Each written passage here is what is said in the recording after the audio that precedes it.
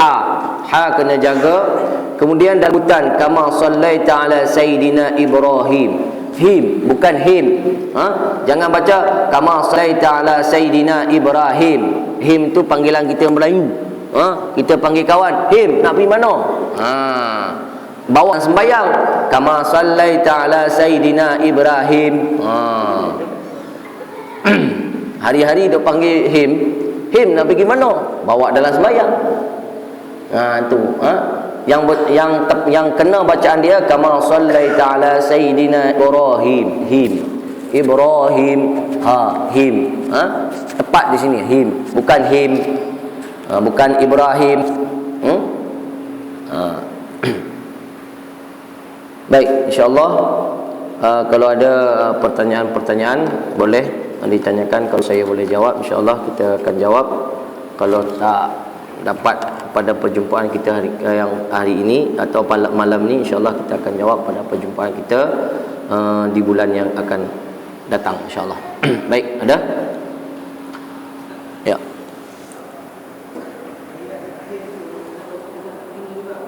Itu kalau ikut rukun qauli, okey, rukun qauli ini, ya, sebagaimana kita katakan tadi, yang asah dia, yang tepat dia, kita baca, kita terdengar sendiri. Yang semua rukun qauli kita dengar sendiri. Yang sir dia, tapi kalau yang jihar dia memang jihar lah, yang tu tak ada pertikai lah. Ini masalah yang sir ni. Yang sir ni macam mana kita nak baca? Sekurang-kurangnya pendapat yang paling lemah menyatakan tentang masalah sir ini adalah sekurang-kurangnya dia ada membaca bergerak dia punya lidah dan mulut. Ini sekurang-kurangnya. Tapi secantik-cantiknya dia boleh mendengar sendiri. Jangan sampai kacau orang. Sebab kadang-kadang susah juga masalah ni.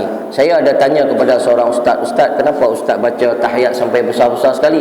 Dia kata saya nak cuba ajarkan orang secara besar. Macamnya dia baca at-tahiyyatul mubarakat, salawat. Dia nak ajar orang. Tak tahulah macam mana pandangan tersebutlah. Sebab kenapa? Baginda Rasulullah sallallahu alaihi wasallam, kita dapati hadis tidak mengajar orang dalam sembahyang secara besar. Jadi kalau ada ustaz boleh mengajar orang secara tahiyat dia masa dia sembahyang, saya pun tak tahu macam mana nak jawab. Jadi dia nak ajar, saya tanya kan, kenapa ada sebagian ustaz membaca tahiyat sampai kita kadang-kadang dengar sampai ke belakang, kemudian besar-besar.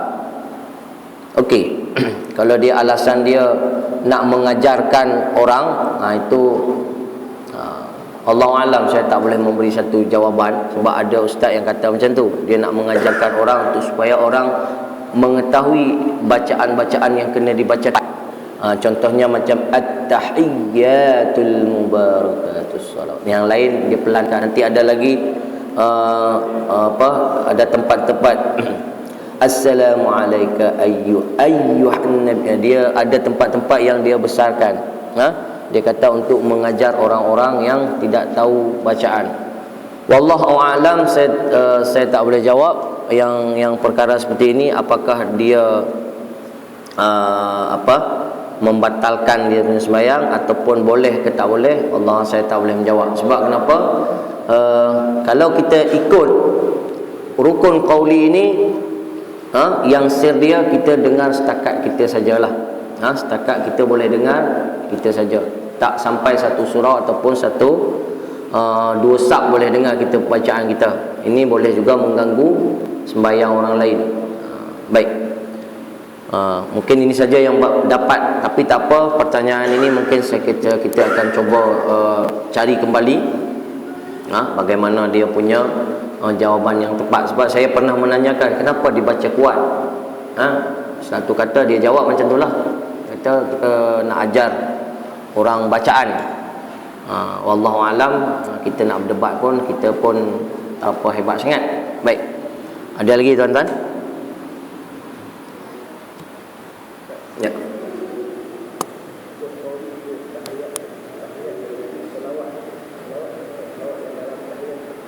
Ya. Rukun qauli itu lagi salawat yang ada di dalam di dalam tahiyat ni lah, asyhadu an la ilaha illallah wa asyhadu anna muhammadar rasulullah, Allahumma salli ala sayyidina Muhammad. Itu kena sebut rukun qauli juga. Maknanya kalau tak sebut Allahumma salli ala sayyidina Muhammad, tak jadi juga selawat yang ada di dalam tahiyat ini. Bukan kita tambah lagi yang ke belakang masallaita, itu kita nak baca boleh, tak baca tak apa. Baik, ada lagi sampai kepada wa ala ali sayyidina Muhammad, kepada keluarga baginda. Sebab tu tuan-tuan kalau membaca, kalau tuan-tuan membaca tahiyat pertama, tiba-tiba tuan-tuan lupa membaca Allahumma salli ala sayyidina Muhammad wa ala ali sayyidina Muhammad, terlupa yang itu, tuan-tuan baca asyhadu an la ilaha illallah wa asyhadu anna muhammadar rasulullah, Allahu akbar, bangkit, baru teringat alamak lupa selawat. Itu secara hukum dalam mazhab Imam Syafi'i, kita disunat muakkadkan untuk sujud sawi.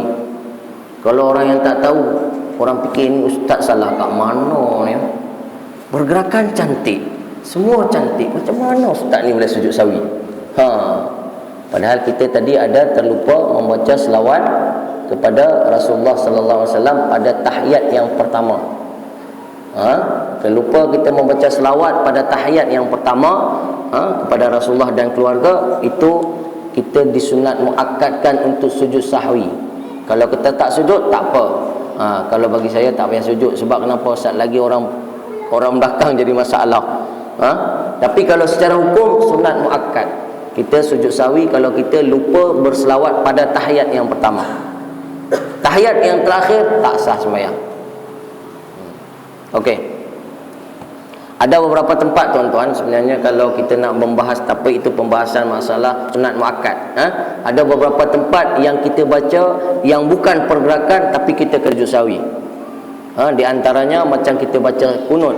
Kunut kalau kita baca Allahumma hadini, lupa selawat, itu pun kita kena sujud sahwi.